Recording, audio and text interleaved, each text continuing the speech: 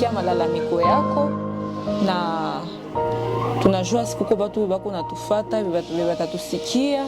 Mwenye anayesikuwa na kitu kidogo anaweza saidia mama, si mama anasema apate hata ya kulipia mtoto kwa masomo, apate hata ya mtoto kukula. Iko na watoto 5 na wale watoto 5 anatumikaka yeye peke. Maana ngisa ametuelezea baba ni mlevi. Iko na besoin ya msaada juu aweze weka wale watoto na kusomesha hata mmoja na kuendelea lipa hii nyumba yenye anaishi ndani. Anasema analipaka $10 kwa mwezi na par jour anatumikiaka 4000 francs.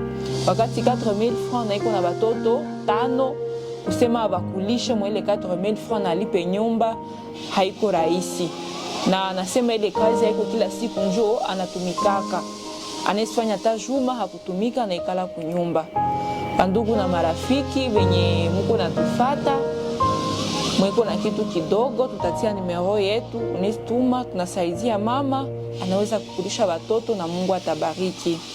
Alors mama, tuko na kitu kadogo, kanezi kusaidia hata kupatia watoto kama ni virai leo, na Mungu atabariki. Merci sana, mimi nashukuru Mungu. Ndio. Muendeleshe huku kwenye mnatosha hizi baraka. Mungu awabariki. Amen. Na Mungu ndio awasaidie sana. Ndio mama. Na wenyewe wamenisikia. Mungu awabariki sana sana sana. Kama unaweza fungula, unaona isiko tumekupokea, sio sema zile baraka na sababu Covid. Asante baba. Ndio mama. Barikiwe. Tunashukuru sana.